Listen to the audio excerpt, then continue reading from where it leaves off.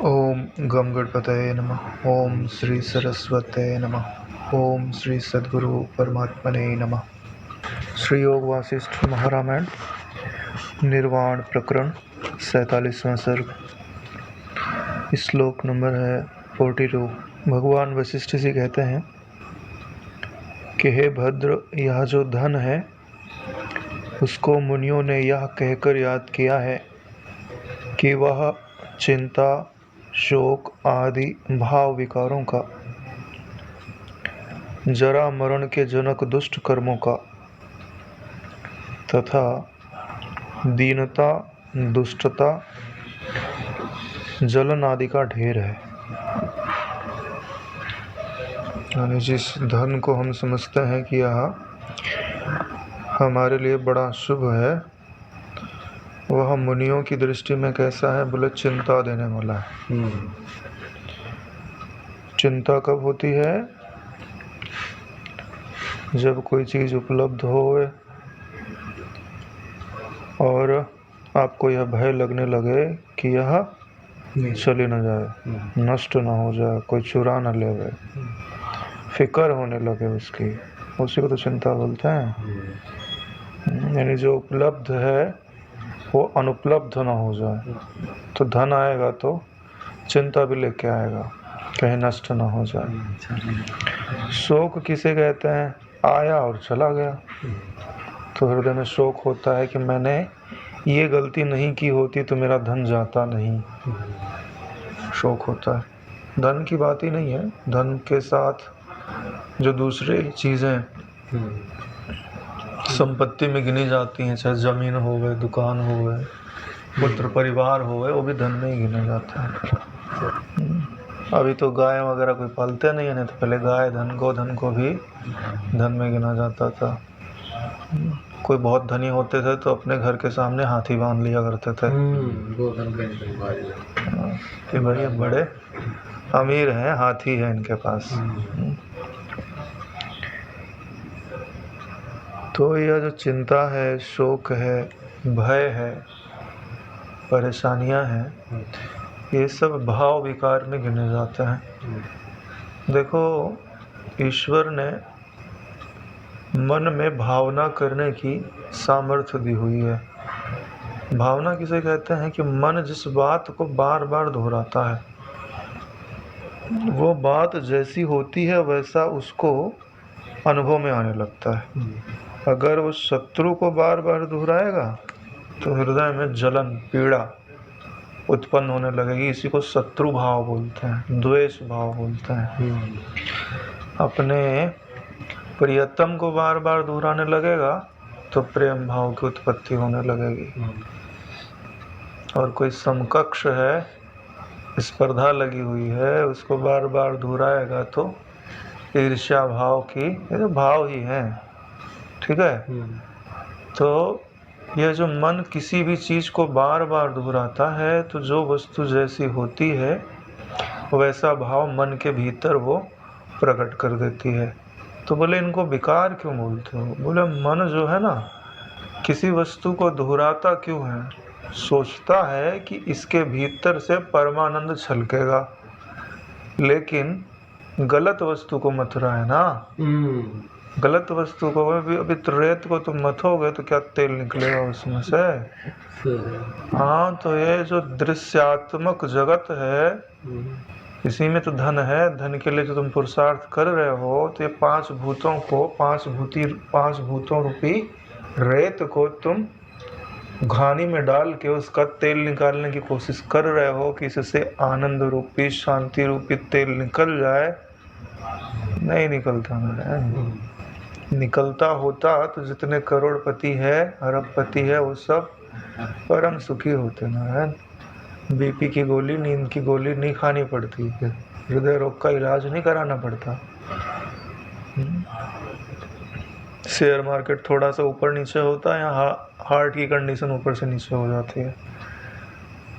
अरे भाई, इतना धन तो होता है उनके पास कि पूरी पीढ़ी बैठ के खा सके, लेकिन थोड़ी सी वैल्यू डाउन होती है तो ऐसा लगता है कि हमारा सब लुट गया। अरे सही बात बोल रहे हैं। इससे फर्क नहीं पड़ता है कि वो गरीब हो गए, गरीब तो होते ही नहीं है, दिवालिया हो जाएंगे तो भी गरीब नहीं होंगे, इतनी प्रॉपर्टी तो रहती है उनकी। बस मन के अंदर ये भावना हो जाती है कि हमारे पास इतनी संपत्ति थी और अभी उसका 10% भी नहीं बचा है, वो खटकता है। तो ये जो संपत्तियां हैं जिनको हम गिनते हैं, ये मन के अंदर जो शुद्ध भावना थी, परमात्म भावना थी, जो भावना करने पर हमें आत्मानंद प्राप्त हो सकता था, ईश्वर का प्रेम प्राप्त हो सकता था, उसकी जगह पर चिंता प्राप्त हो रही है, शोक प्राप्त हो रहा है, ईर्ष्या प्राप्त हो रही है, जलन प्राप्त हो रही है। तो यही, इसी को भाव विकार बोलते हैं कि परमात्म भाव में इन लोगों ने जा करके जो अच्छा खासा खीर बना था उसमें जाके इन लोगों ने निगुन छोड़ दिया। किसी काम का नहीं रहा हृदय। लोग अपने हृदय से ही परेशान हो जाते हैं नारायण, अपने हृदय से परेशान हो उसी को तो आदि बोलते हैं, अपने मन से परेशान हो उसी को तो आदि बोलते हैं। जरा मरण के जनक दुष्ट कर्मों का, जरा बोलते हैं बुढ़ापे को। आजकल तो बुढ़ापे की ज़रूरत ही नहीं है, कलयुग के समय में खान पान ऐसा हो गया है कि बच्चों में भी बुढ़ापे के लक्षण दिखाई देने लग जाता है। बोले जरा और मरण का कारण क्या है? बोले आदमी जन्मेगा तो बुढ़ा भी होगा ही। और बोले जन्मता क्यों है? बोले उसके कुछ कर्म हैं जिसके कारण उसका देह बना हुआ है। बोले कर्मों से देह बनती है, देह से कर्म होते हैं, और इनके बीच में रहती है वासना। अगर आप वासना निवृत्त कर दो तो कर्मों के अंदर बांधने का सामर्थ्य नहीं होता है, क्योंकि कर्म होते हैं जड़। कर्मों को हम स्वयं पकड़ते हैं नारायण, इच्छा करके, और जबकि वही कर्म हमारा गला दबाते हैं। क्यों? क्योंकि माया ऐसी करती है, बोलती है दूर खड़ी होकर के, ये सुख तुमको चाहिए? हाँ, तो तुम क्या बोलते हो कि हाँ हमको तो सुख हमारा इष्ट है। जब तुम उसको पकड़ लिए तो जो अंधेरा वाला हिस्सा था ना, जो दिखाई नहीं दे रहा था, माया हट गई तो दिखाई दिया कि सुख तो हमने पकड़ा, इसके पीछे दुख अपने आप खड़ा। केवल शुभ कर्मों को आप नहीं पकड़ सकते, जब शुभ कर्मों को पकड़ोगे तो अशुभ कर्म अपने आप आवेंगे। इसके लिए आपको सुख की अनुभूति तो होती है, जन्म मिलता है तो कभी न कभी आप हंसते तो ज़रूर हो, लेकिन माया रुलाती हंसने से 10 गुना 100 गुना ज़्यादा रुलाती है। इसीलिए बोलते हैं नारायण कि लोभ की निवृत्ति कर दो। हे प्रकृति, हे माया, जो हमें तो बाहर से ललचा रही है ना, ये जो 5 खिड़कियां हैं, दरवाजे हैं, जिनसे बाहर से बुलाती इधर आ जाओ, इधर सुख है, बहकावे में मत आओ।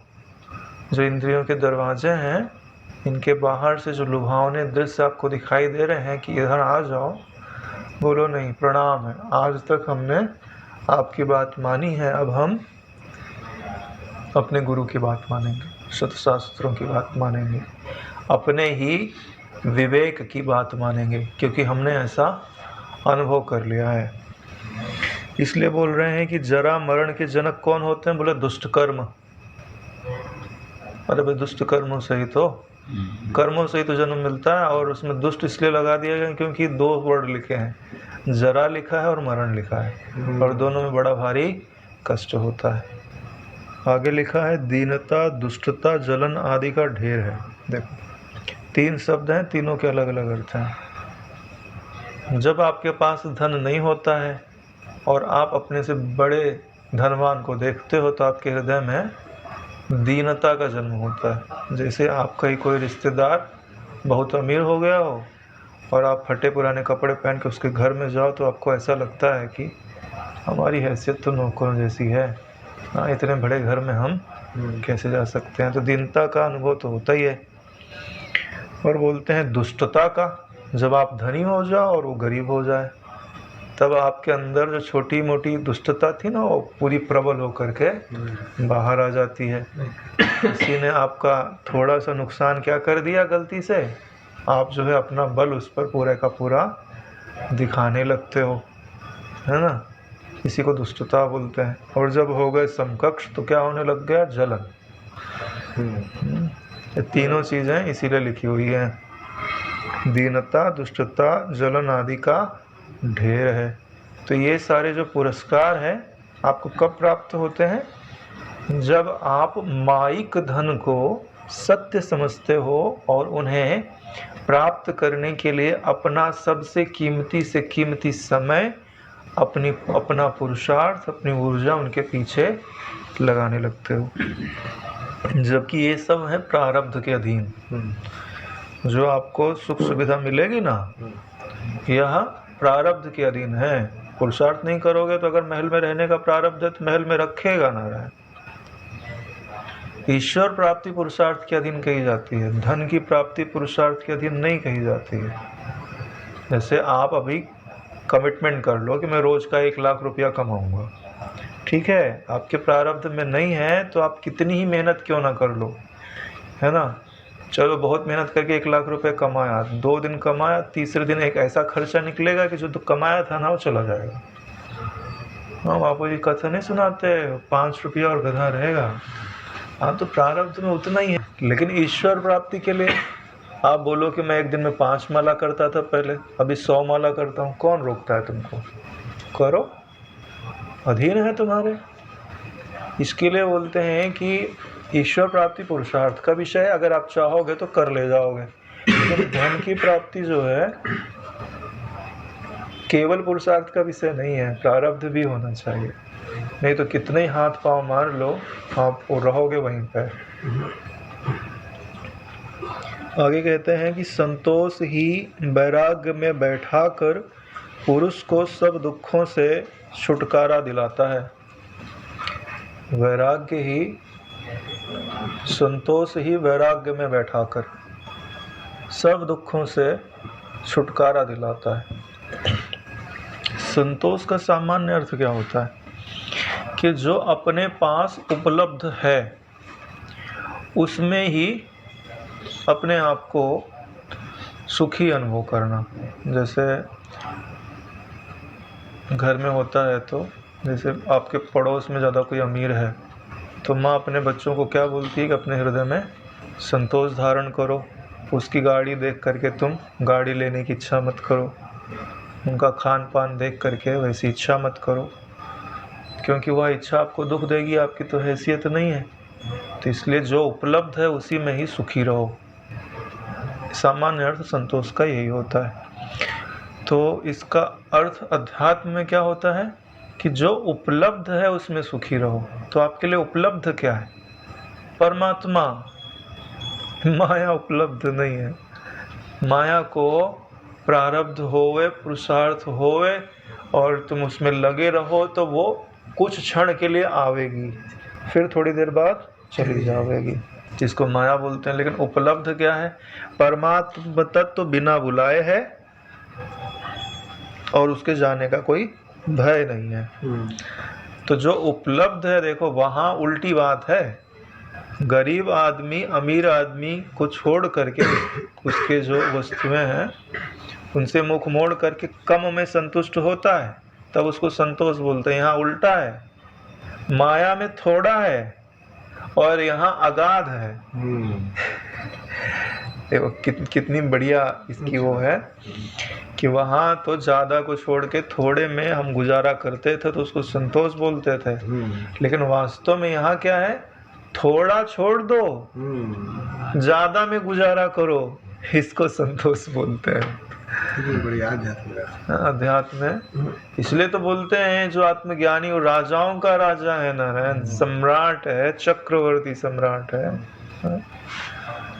चक्रवर्ती सम्राट किसको बोलते हैं? अपना घोड़ा दौड़ा दे, जिस इलाके में जाए वो इलाका हमारा। ऐसे ही हम अपनी ब्रह्माकार वृत्ति जिधर घुमाए, ठीक है ना। स्वर्ग कहाँ है? अरे मेरी वृत्ति के अंदर। ब्रह्मलोक कहाँ है? मेरी वृत्ति के अंदर। एक ब्रह्मांड ये पूरा मेरी वृत्ति के अंदर। अरे ऐसे असंख्य ब्रह्मांड मेरी वृत्ति के अंदर। हो गया, चक्रवर्ती सम्राट हो गए हम, और क्या चाहिए? मेरी वृत्ति नहीं रहेगी तो तुम प्रतीत होकर दिखाओ, तो चाहिए ना।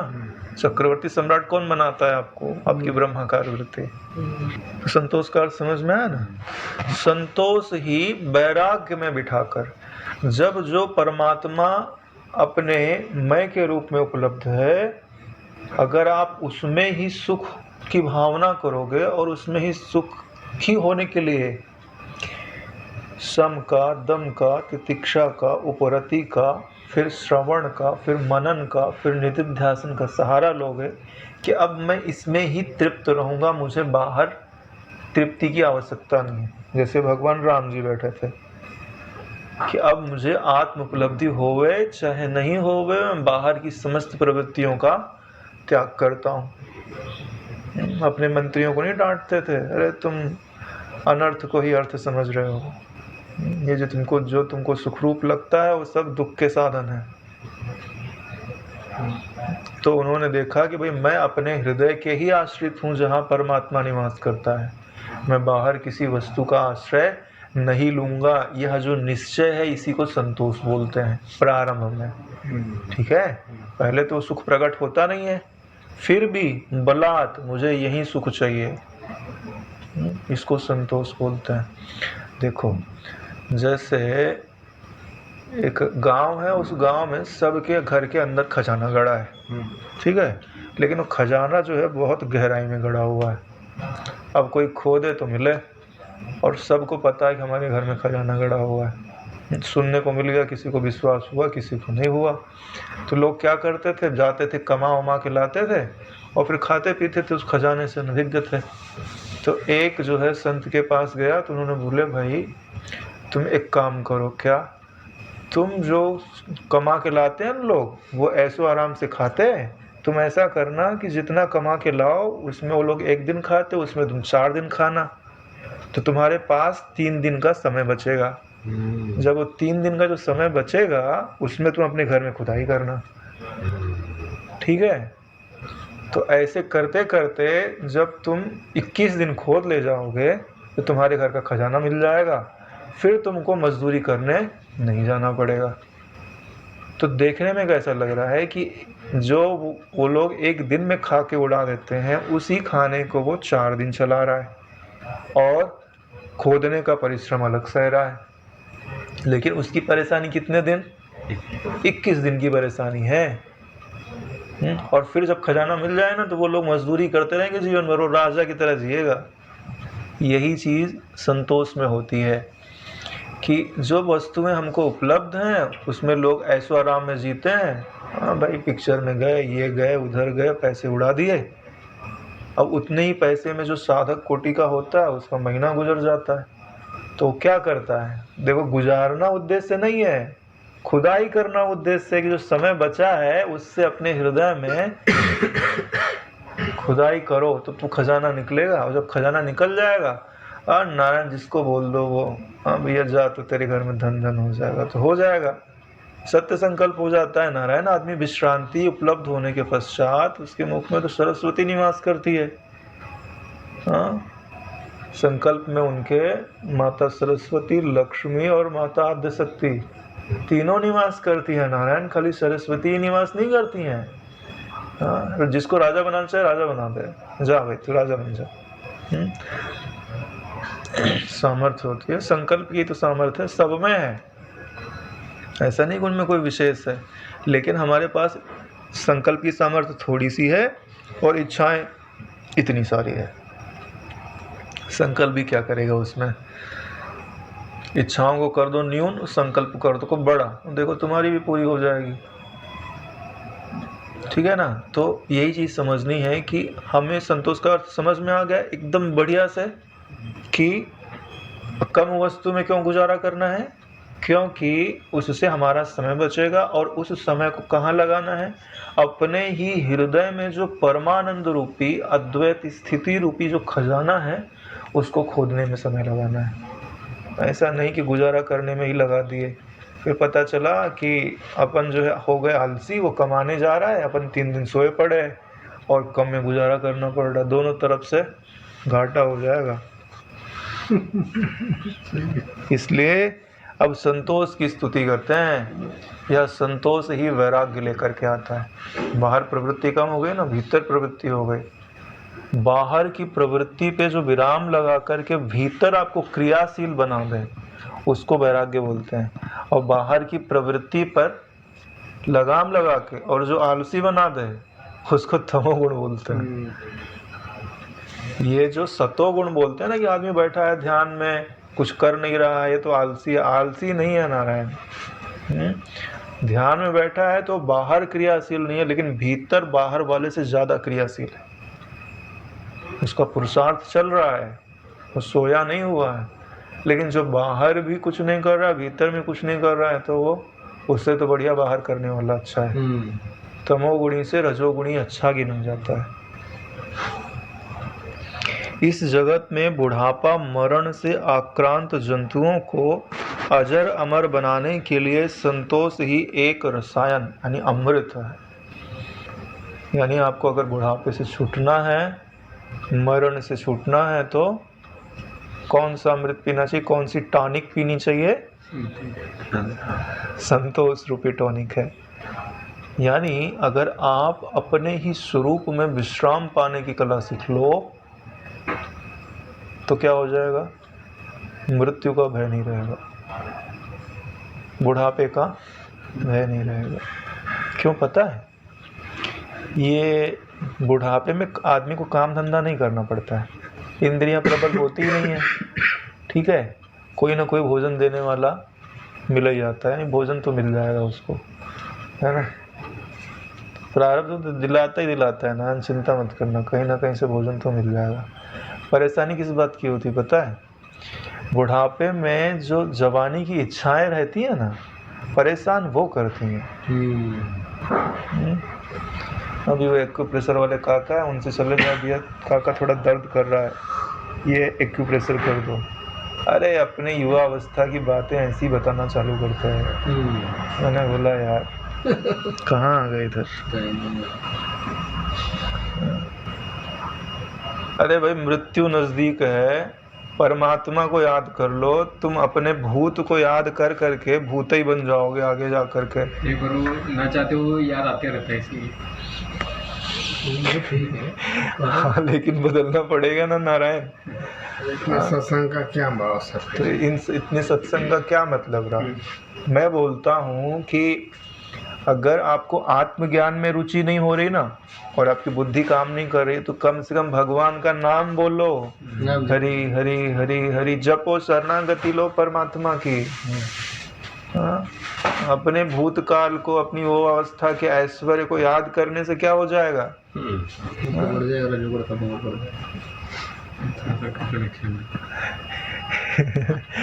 ये बात इसलिए बता रहा हूँ क्योंकि समझदारी होनी चाहिए। अब उनको तो नहीं बोला जा सकता, बोलेंगे छोटे छोटे कल के आए, हमको सिखा रहे हैं। तो अगर हम संतोष रूपी अमृत को पी लेना तो हाँ यार, बात बतानी रह गई। होता क्या है कि जब आपको देह से अतीत अवस्था में विश्रांति प्राप्त हो जाती है ना, तो अगर भली भांति विश्रांति आपकी सिद्ध होगी, तो आप जैसे आंख बंद करोगे ना, तो न शरीर भासेगा न संसार भासेगा। एक चिदाकाश तत्व है, आनंद से भरपूर। ठीक है, तो उसमें स्थिति हो जाती है आपकी। ठीक, और बुढ़ापा में तो कोई देखने वाला नहीं, पूछने वाला नहीं, तो उसमें कोई डिस्टर्ब करने वाला नहीं है, पता है। कोई पूछेगा नहीं, हाँ बोले ऐसे ही पड़े है, तो तुम आंख बंद करके ओम बोलो और उसी में विश्रांत रहो। और जब भूख लगेगी कोई ना कोई दो रोटी तो दे ही देगा। इसीलिए बोल रहे हैं ना कि संतोष यानी उस तत्व में अगर तुमको विश्राम प्राप्त हो गया ना, तो तुम बुढ़ापे से भी छूट गए और मरण से भी छूट गया। उस अवस्था में मृत्यु नहीं प्रवेश करती नारायण। इसलिए तो बोल रहे हैं कि संतोष वह अमृत है जिसने पी लिया ना उसको बुढ़ापा दुख देता है ना मरण दुख देता है। क्यों? क्योंकि बुढ़ापा शरीर का होता है, ठीक है, मरण भी शरीर का एक परिवर्तन है। और वो वहाँ खड़ा ही नहीं है, जहाँ एक्सीडेंट होने वाला है ना वहाँ से कब का निकल गया। इसीलिए बोल रहा है कि जितनी जल्दी हो सके देहातीत अवस्था में अपना घर बना लो। कि जब बुढ़ापा आपका एक घर है जो जर्जर होने लगता है ना, जब घर टूटने वाला होता है तो आदमी नया घर बना लेता है, ठीक है। तो ऐसे ही ये जो आपका शरीर रूपी घर है ना, ये तोड़ा ही जाएगा, एक दिन टूटने वाला ही है, टूटेगा भी और जलाया भी जाएगा, है ना। उसके पहले अपना एक नया मकान तैयार कर लो। कहाँ रखो उसको? चिदाकाश रूपी घर बनाओ, ऐसा नहीं स्वर्ग वर्ग में जाकर बना लिए। हाँ, तो फिर बनाओगे, फिर वहाँ पे भी भगाया जाएगा, वहाँ से भी। हाँ, परमानेंट अपनी ज़मीन खरीदो और अपनी ज़मीन पे अपना मकान बनाओ। ये दूसरे की ज़मीन है, स्वर्ग हो गया, दूसरे लोकांतर हो गए, ये तो किराए के है। किराए के मकान में कब तक रहोगे? अपना घर, अपनी ज़मीन, अपनी जायदाद अपने नाम पे हो गए। हाँ, अरे वही तुम्हारा स्वरूप है नारायण। बढ़िया लगता है ना, बोलने में इतना बढ़िया लग रहा है। जिस दिन घर बन जाएगा उस दिन सभी प्रकार के सुखों का कारण एकमात्र संतोष है, ठीक है। संतोष की प्रारंभिक परिभाषा भी बता दी, माध्यमिक परिभाषा भी बता दी है और टॉप वाली परिभाषा भी बता दी है।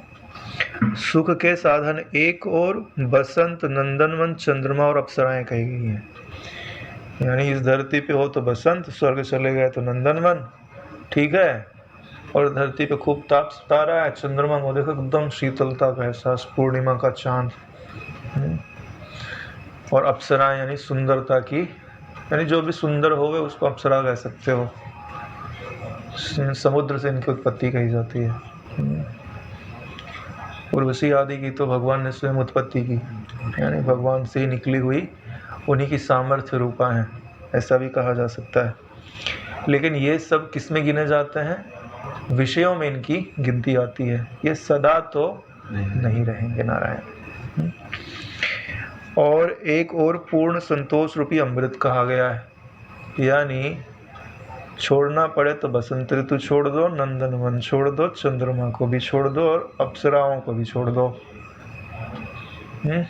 तो राजू रख दिया ना, एक तरफ इनको रख दिया, एक तरफ संतोष रूपी, संतोष मतलब आत्मविश्रांति रूपी अमृत मिल रहा है ना, तो बोलो आत्मविश्रांति रूपी अमृत पिएंगे, ठीक है। बिना विचारे, क्यों पहले से विचार कर लिया है कि हमको यही चाहिए। अकेला संतोष रूपी अमृत सुख देने की जितनी सामर्थ्य रखता है उतनी बसंत आदि सब मिलकर भी नहीं रखते। ये अकेला सब पे भारी है। इसके लिए प्रयत्न पूर्वक तत्व ज्ञान जन्य विश्रांति कमाना चाहिए। जो भी आपको समय शेष बचता है सेवा आदि के उपरांत, तो प्रयत्न पूर्वक एकांत में बैठो और जब तक तत्व ज्ञान समझ में नहीं आता है तब तक अपने से प्रश्न करो, अपने को उत्तर दो, फिर थोड़ी देर शांत रहो, फिर प्रश्न करो, फिर उत्तर दो। और जब भली भांति समझ में आने लग जावे कि अब मैं यही हूँ और ये सब कल्पना मात्र है, तो जो कल्पनाओं का अधिष्ठान है उससे बोलो कि मुझे तुमसे प्रेम है, अब तुम मुझे अपने में विश्रांति प्रदान कर दो। प्रारंभ में तो एकाएक ब्रह्माकार वृत्ति नहीं बनती, पहले तुमको चाहिए विश्राम। जब पहले विश्राम उपलब्ध हो जाएगा फिर आगे चल करके फिर वो ब्रह्माकार वृत्ति बन सकती है। तो पहले बोलो कि मैंने इतना तो समझ लिया, अब इसके आगे मेरा अहम निवृत्त नहीं हो रहा है, तो मैं तुम्हारी शरण लेता हूँ। तो श्वास अंदर जाए तो चिदाकाश तत्व, श्वास अंदर गया, ओम चिदाकाशम, बाहर गया शरणम मम, मैं उसी की।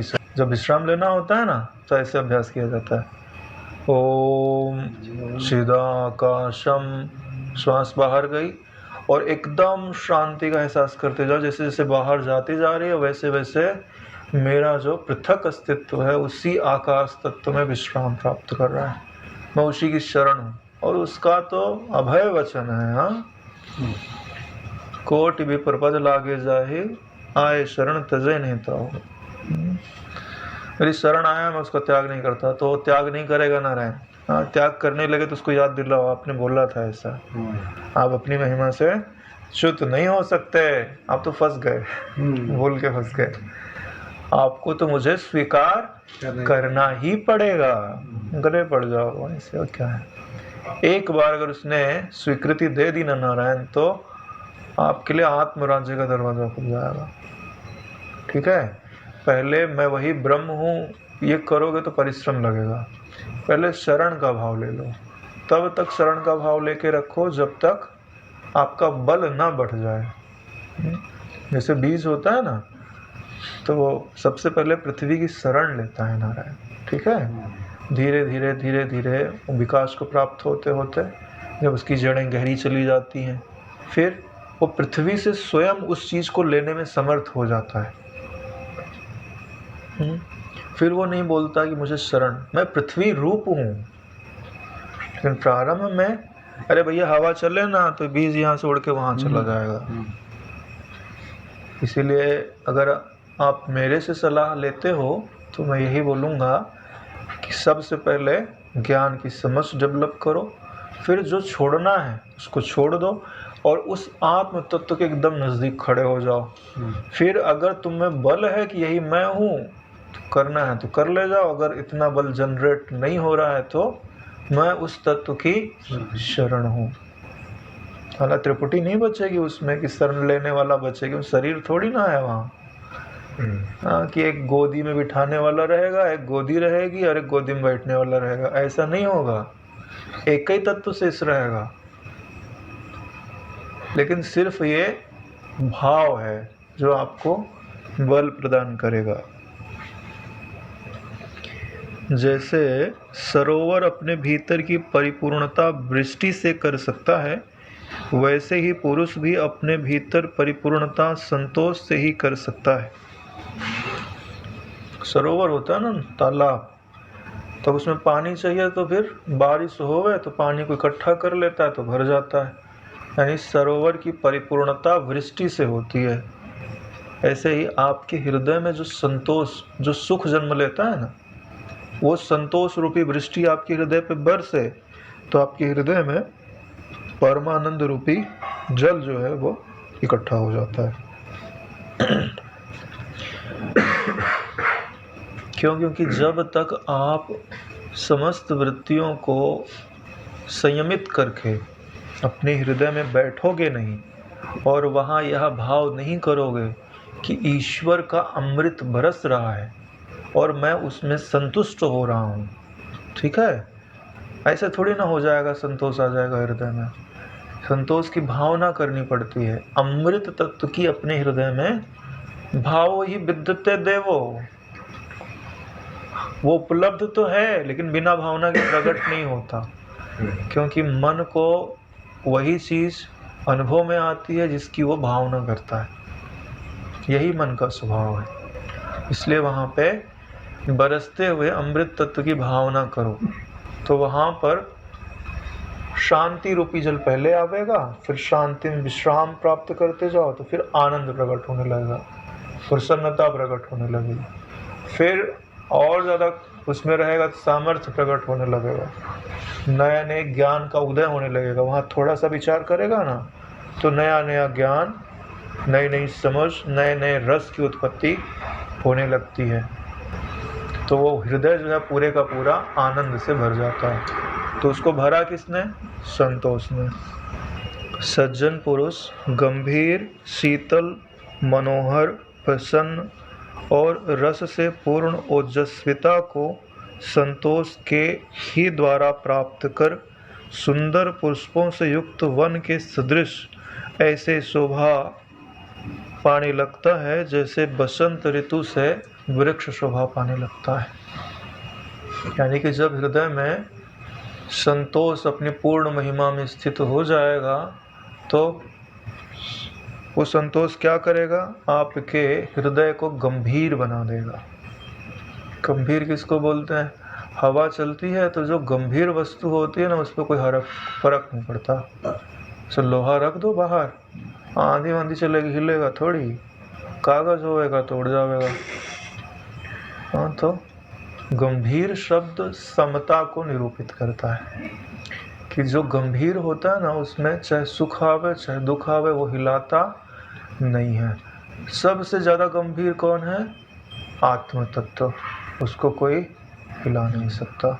इसके लिए संतोष आपके हृदय में गंभीरता बढ़ा देगा, शीतलता बढ़ा देगा, क्योंकि जलन तो नारायण बाह्य वस्तुओं के पीछे भागने से आती है।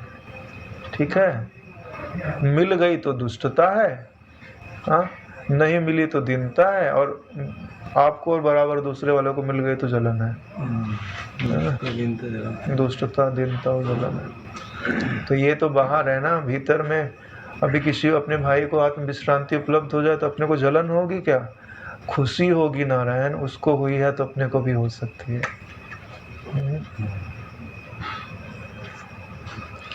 तो शीतलता, अंतःकरण में शीतलता आ जाती है। बोले मनोहरता, तो हृदय में आनंद हो गया तो मन रूपी देवता उसमें ऐसे लगेंगे कि अपना मनन स्वभाव छोड़ देंगे। मनोहर, जो मन को हर लेवे, है ना। मेरे को भगवान का नाम बहुत प्रिय था, अभी भी है। स्तुति करता था ना भगवान की तो बोलता था, अब तुम मनोहर हो ना, तो मेरा मन ले जा लो। ये सारी खटपट इसी कारण है। आप अपने नाम को सार्थक करो, है ना। विष्णु सहस्त्र नाम मुझे बहुत प्रिय था, सारे श्लोक याद किया, स्तुति किया करता था। क्योंकि ईश्वर की अगर आप स्तुति नहीं करते ना तो आप कृतज्ञ हो। ठीक है, ईश्वर ने इतना कुछ दिया, शरीर दिया, मनुष्य शरीर दिया, फिर सद्गुरु दिए, फिर मुमुक्षा दी, फिर ऐसी बुद्धि दी कि जो समझ में आने लगे तत्व का, तो कुछ उसको धन्यवाद तो देना चाहिए। हाँ? क्या पता ईश्वर अपना रूप भूल गया हो, हम उसको उसका रूप याद दिला दें। हंसी कर रहे, प्रेम में तो चलता है ना। बोले आप भूल गए होंगे, अब हमको ज्ञान हो गया है, अब हम आपको सुनाते हैं। विश्वम विष्णुर्वषट्कारो भूत भव्य भवत प्रभु भूत कृत भूत वृत भाव भूतात्मा भूत भावना भूतात्मा परमात्मा च मुक्तानाम परमागते अव्ययः पुरुषः साक्षी। देखो सारे विशेषण अपने आत्मा के ही हैं। जैसे हमने आईना लगाया सामने और अपना ही वर्णन कर रहे हैं और बोल रहे हैं परमात्मा हम तुम्हारी स्तुति कर रहे हैं। दोनों काम एक साथ होता है। अपने स्वरूप का ज्ञान भी बढ़ रहा है और हम बोल रहे हैं परमात्मा तुम ऐसे हो। ठीक है, अब हमको तो पहले ज्ञान का अनुभव हो चुका है, मतलब विचार करके, तो हमको तो स्पष्ट पता है कि हमारे ही आत्मा के लक्षण है सब। हम खाली उनमें सामने आरोपित करके बोल रहे हैं। ज्ञान का ज्ञान बढ़ रहा है, भक्ति का भक्ति बढ़ रहा है। इसलिए स्तुति रोज अवश्य करनी चाहिए। बापू जी ने कितनी बार बोल रहा है कि जिसको इसी जन्म में उपलब्धि करनी है उसे नारायण स्तुति पढ़नी चाहिए। तो मनोहरता समझ में आ गई, प्रसन्नता, है ना। ये मुखमंडल जो है वो खिला खिला रहता है, मुरझाया नहीं रहता नारायण। रस से पूर्ण रहता है और ओजस्विता भी उसमें विद्यमान रहती है। ओज रहता है, कांति रहती है, बल रहता है। और ये सब कैसे प्राप्त होता है? संतोष के द्वारा प्राप्त होता है। उपमा कैसे दी जा रही है कि जैसे किसी वृक्ष पे बसंत ऋतु आते हैं तो फूले फूल खिल जाता है। तो आपके हृदय में ये संतोष रूपी जो वृक्ष है उस पे ये सारे फूल खिले हुए हैं। मनोहरता है, प्रसन्नता है, गंभीरता है, शीतलता है। जो पुरुष संतोष धारण नहीं करता, अर्थों के लिए लालायित रहता है, उसकी प्रकृति ठीक उस कीट की तरह दीन बन जाती है जो कीट जूतों से पहले आहत होकर रगड़ खा गया है। इस तरह का असंतुष्ट जीव एक दुख से दूसरे दुख की ओर जाता ही रहता है, दुखों से छूट नहीं पाता। उपमा कैसे दिए जा रहे हैं? जो विषयों की ओर लालायित है और संतोष का आश्रय नहीं लेता, बोले एक कीड़ा है और वो जूते से रगड़ खा गया, यानी अधमरा हो गया, एक आध टांग टूट गई है, लेकिन अब फिर भी वो उसी वस्तु को पाने के लिए दौड़ रहा है। तो एक तो चल नहीं रहा, चल पा नहीं रहा, डॉक्टर वॉक्टर तो होते नहीं है। चोट खा गए तो पहले चोट को ठीक करने में लगे, हम आराम करे, विश्राम करे, क्या पता प्रकृति से ठीक हो जाए, क्योंकि प्रकृति से बड़ा वैद्य नहीं है कोई। किसी न किसी इनके कारण हर प्राणी की वो सुरक्षा करती है, सबका कुछ ना कुछ ख्याल तो रखती है। तो उसकी अपेक्षा वो कर क्या रहा है, जो चीज़ पाने के लिए पहले जा रहा था उसी की तरफ वो दौड़ा जा रहा है। तो इससे क्या होगा, पीड़ा तो पहले से ही है, जो और कुछ बचा है वो भी टूट जाएगा और दुख प्राप्त होगा। तो ऐसे ही हमारी जो मनोवृत्तियां हैं और हमारा जो शरीर है वो विषयों की तरफ दौड़ते दौड़ते तो ऐसे ही जर्जर हो गया है, यानी हालत ऐसी हो गई कि जैसे कीड़े को रगड़ दिया वैसी ही हालत हो गई है। अगर हम आज भी विवेक ना करके उधर ही दौड़ते रहेंगे तो दुख पर दुख, अभी तो जर्जरीभूत का दुख है और फिर और ज़्यादा टूट फूट जाएंगे और वासनाएं तो पड़ी रहेंगी, फिर नया जन्म लो और फिर वैसे ही करो।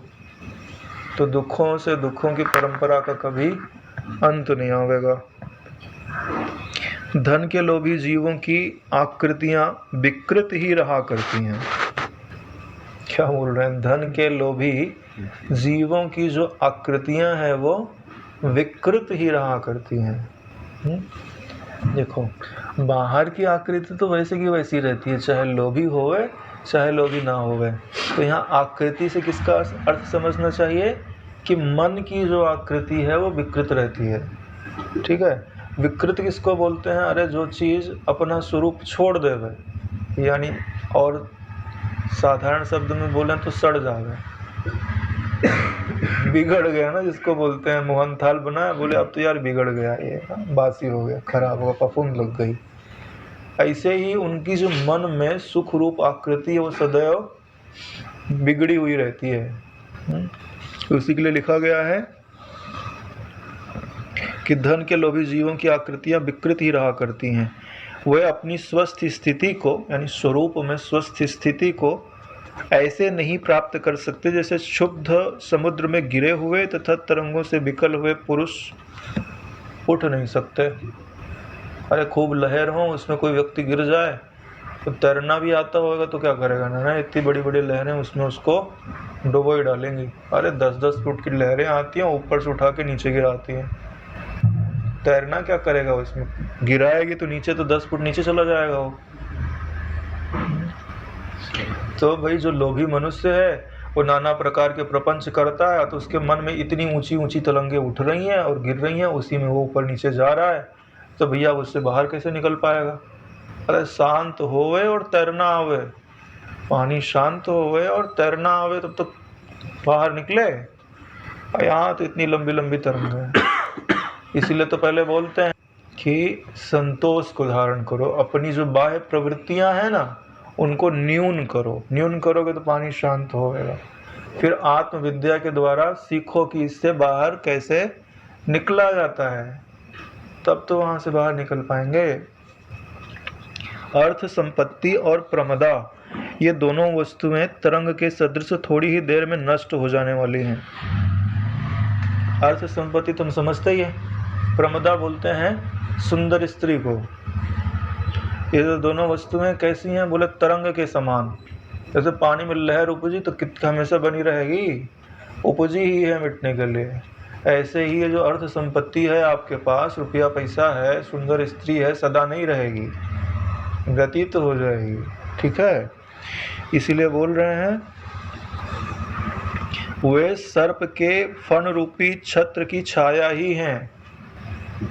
अरे भाई सांप, अभी तो छोटे छोटे सांप होते हैं, पहले बड़े बड़े सांप होते थे ना, 1000 फन वाले। ठीक है, यानी आपको कहीं छाया नहीं मिली तो देखा बहुत बढ़िया छाया बैठ गए, देखा नहीं ऊपर, क्या पता चला कि 1000 फन वाले कोई शेष ना आ गए, हम उसी की छाया में बैठे। अरे भैया इतनी प्रबल फुफकार हुआ करती थी, वो फूंक देवे तो आदमी जल जावे, काटने वाटने की जरूरत ही नहीं है, ऐसे सर्प हुआ करते थे।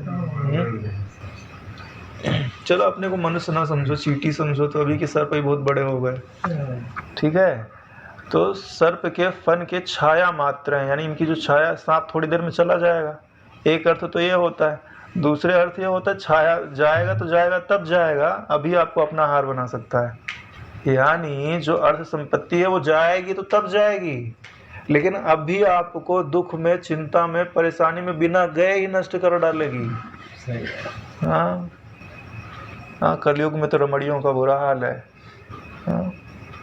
उनकी इच्छाएं इतनी ज़्यादा हैं कि आदमी तो उसी में खप जाता है। अभी तो और जब से मोबाइल देवता आ गए तब से तो और बिगड़ गई जिंदगी। अतः कौन विद्वान उनसे खेल करेगा। हाँ, अगर कोई विद्वान है तो विद्वान किसको बोलते हैं ना, विद्या को जो धारण करे। विद्या किसको बोलते हैं, जो मुक्त करे, यानी जो मुक्ति के लिए ही शास्त्र का अध्ययन करता है, शास्त्रों का अभ्यास करता है, गुरु के वचन सुनता है। गुरु के वचन सुनने का भी अपना एक उद्देश्य होता है नारायण। कोई बिरला ही होता है जो मुक्ति के लिए गुरु जी का सत्संग सुनता है। कई लोग आते हैं कि हम गुरु जी का सत्संग सुनेंगे तो हमारे घर में धन हो जाएगा, हमारे शरीर में रोग है तो निवृत्त हो जाएगा, हमारे घर में पुत्र परिवार आदि वैभव को उपलब्ध हो जाएंगे। चलो, यानी समझते हो, चलो ऊंचे लोकों में हम चले जाएंगे, हमारी सदगति हो जाएगी। ठीक है, हो जाएगी भविष्य में। ठीक है, यानी वो अदिष्ट की प्राप्ति के लिए ही गुरुजनों का संग कर रहे हैं। गुरु जी जो ब्रह्म विद्या अभी दे रहे हैं उनसे उनको कोई प्रत्यक्ष मतलब नहीं है। इसलिए गुरु जी को लगता है कि हम जंगल में बोल रहे हैं। जैसे कोई जंगल में जावे और वहाँ वो गीत गावे तो बोलेगा यार मैं नाहक गा रहा हूँ, यहाँ तो कोई सुनने वाला नहीं है। ऐसे ही लगता है मेरे को कभी कभी। गुरु जी उपराम हो जाते हैं तत्व ज्ञान सुनाते सुनाते, क्या सुनाए लोगों को, ऐसा लग रहा है सब काट के पुतले बैठे हुए हैं, किसी के अंदर कोई परिवर्तन तो दिखाई नहीं दे रहा है। धन के उपार्जन और रक्षण में जो भारी यातनाएं होती हैं उनको जानकर जो धन की इच्छा करता है वह मूढ़ और नर पशु है, उसे छूना तक नहीं चाहिए। उसे यहाँ बोल रहे हैं छूना तक नहीं चाहिए। मतलब कहने का ऐसे समझो कि जो बाहर ही अपने इष्ट को रखा हुआ है और उसे वास्तविक इष्ट की पहचान नहीं है, छूना नहीं चाहिए, यानी उसके संग का त्याग कर देना चाहिए। ठीक है, क्यों? क्योंकि जैसा संग होता है वैसा रंग लगता है नारायण। नहीं तो रोज एक मूवी देखो, मूवी देखने की आदत नहीं लग जाएगी तो बताना हमको। हाँ, भले आज अच्छी नहीं लग रही है, थोड़े दिन में अच्छी लगने लग जाएगी। अरे भाई दारू, अरे बीड़ी लोग पीते हैं। एक बार भूल से मेरे घर में मैंने बोला यार मीठा पान है क्या, बोले हाँ है, उसमें तंबाकू डाल कर दे दिया उसने। हमने खा लिया भूल से। अरे भैया सुबह से लेकर के शाम तक सिर ऐसे घूमते रहा, उल्टी हो जाएगी, अब उल्टी हो जाएगी। मैंने बोला यार लोग मुंह में रख के 10-10 पान खा जाते हैं, तंबाकू रबड़ रगड़ के खा जाते हैं, ये कैसे खाते होंगे? इतनी दुर्दशा तो मेरी एक दिन के अंदर हो गई है। हाँ, तो भैया जिस चीज़ का अभ्यास हो जावे, इतनी नुकसान करने वाली चीज़ है कि अपने ज्ञान तंतुओं पर कितना प्रभाव डाला होगा उसने, तब तो जाकर के ऐसा प्रभाव हुआ। तो ये बात बताती है कि हर चीज़ का अभ्यास होता है ना, तो वो वस्तु हजम कर ले जाते हैं हम लोग। तो इसे ज्ञान का अगर अभ्यास हो जाए ना तो फिर काम हो जाए। जो थोड़ी सी बात अगर सत्संग में गंभीर आने लगे तो लोग जम्हाई लेने लगते हैं। ठीक है, लेकिन वही अगर अभ्यास में लगे तो घंटों बैठा हुआ है तत्व ज्ञान में, उसको पता ही नहीं चलता कि समय कब बीत गया। आपको लगता होगा योग वशिष्ठ यार 1 घंटा हो गया क्या? हाँ, मुझे तो नहीं लगता, मेरे को पता ही नहीं चलता कब समय बीत गया। हाँ? जो पुरुष संतोष रूपी हंसिये से एक साथ बाहर की इंद्रियों के वर्ताव को और भीतर के संकल्प आदि को काट डालता है। संतोष रूपी हंसिये से बाहर इंद्रियों के वर्ताव को, यानी अगर आपको संतोष चाहिए, आत्म संतोष, एक वर्ड और जोड़ दो, आत्म संतोष चाहिए, आत्म तृप्ति चाहिए, चलो और अच्छा से वर्ड डाल दिया जाता है।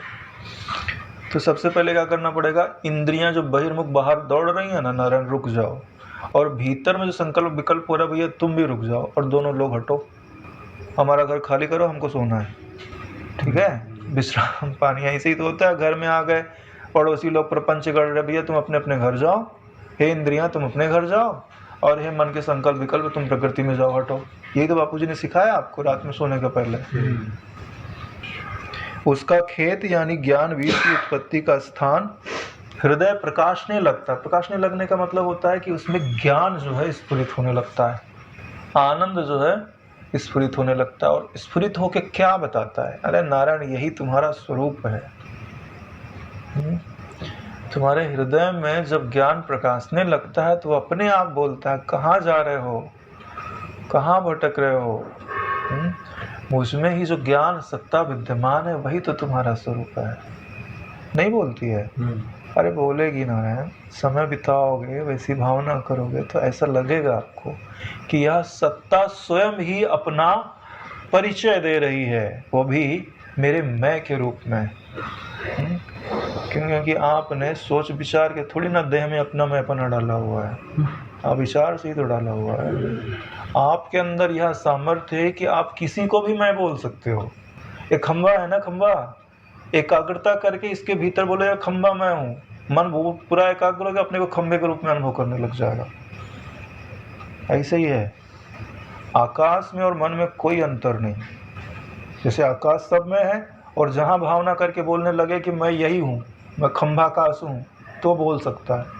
ऐसे ही मन आकाश रूप है, जिस वस्तु के साथ तदात्म करके बोलेगा यह मैं हूँ, तो वहाँ वो बोल सकता है, थोड़े समय बाद उसको अनुभव होने लगेगा। अरे इसी सिद्धांत पे तो सृष्टि बनाई गई है। एको हम बहुत से हामी। दृढ़ वैराग्य की प्राप्ति तक के जितने गुण अभी पीछे बताए गए हैं, ठीक है, वे भली भांति अभ्यस्त होने पर ही ज्ञान की स्थिति प्रदान करते हैं। अगर भली भांति अभ्यास करोगे तो ज्ञान की स्थिति प्रदान करेंगे। ऊपर से अभ्यस्त होने पर नहीं प्रदान करते। इसलिए भगवान वशिष्ठ जी फिर से बोलते हैं कि हे भद्र, अज्ञानियों से संबंध रखने वाली जगत की जो विचित्रता है वह साक्षी आत्मा में सत्यता ही नहीं रखती। यानी ये जो अज्ञानियों से संबंध रखने वाली इस जगत की विचित्रता है, यानी नानात्व तो है। विचित्रता का मतलब कहीं ये है, कहीं वो है, कहीं वो है, कितनी वैरायटी है।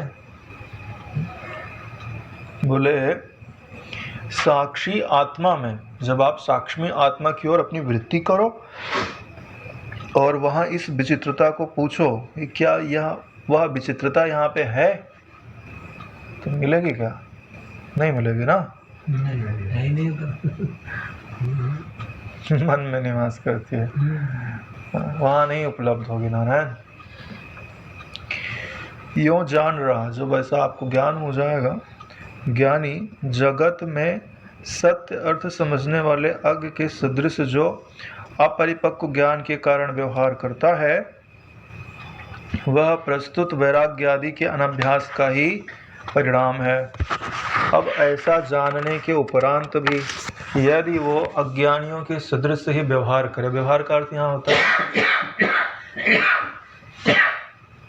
कि जैसे अज्ञानी जन बाहर के विषयों में सुख बुद्धि रखते हैं और उसी को पाने में लगे हुए हैं, वैसे वो भी लगा रहे। ज्ञानी की बात नहीं कर रहे नारायण, जो ज्ञान को उपलब्ध होने जा रहा है उसकी बात कर रहे हैं। ज्ञानी में ऐसा दिखाई दे सकता है, लेकिन जो ज्ञान को उपलब्ध होने जा रहा है वो वैसा बर्ताव नहीं करेगा नारायण, वो साधन भजन निष्ठ होगा। ऐसा नहीं हो सकता है कि अज्ञानियों की तरह तुम व्यवहार करते रहो और तुमको बोध हो जाएगा। बोध होने के उपरांत हो सकता है कि तुम ऐसा व्यवहार करो, लेकिन एक समय ऐसा आवेगा कि आप एकदम योगी जैसा जीवन होवेगा, तब तो मिलेगा। क्यों? क्योंकि अभी आत्म विश्रांति पाने के लिए आपको भीतर गति करनी पड़ेगी ना, तो बाहर तो छोड़ना पड़ेगा ना।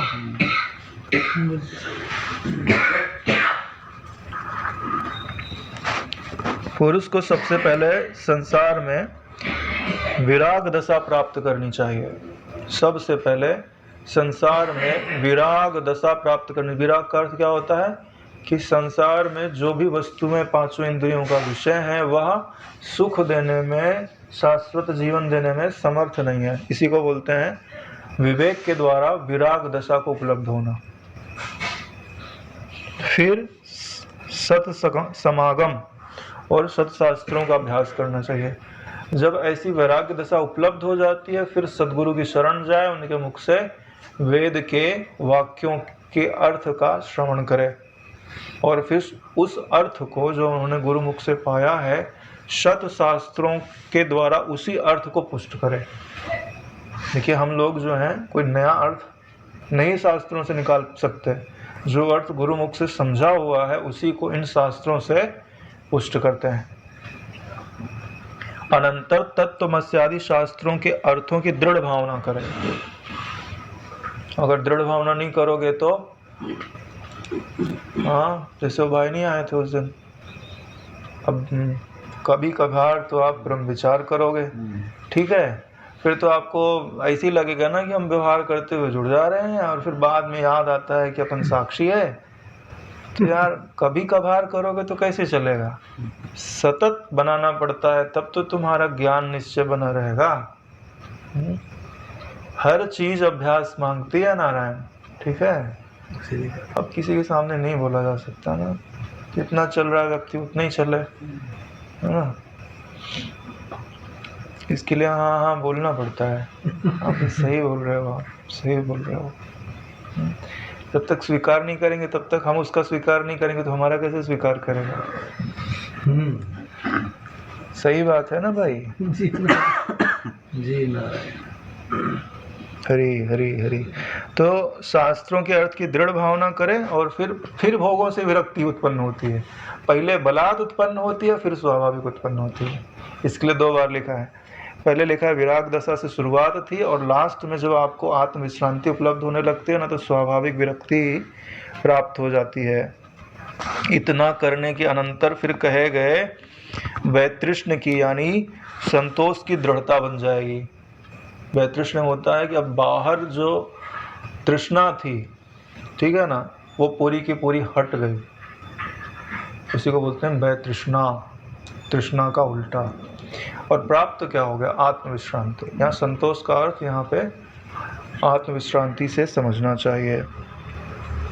फिर अपने असली स्वरूप को वह अवश्य प्राप्त हो जाएगा। लो ये गुरु जी का आशीर्वाद है, लिखा हुआ, अवश्य लिखा हुआ है नारायण। फिर अपने असली स्वरूप को वह अवश्य प्राप्त हो जाएगा। गुरु जी को प्रणाम कर लीजिए कि उन्होंने हमको आशीर्वाद दे दिया है, ठीक है।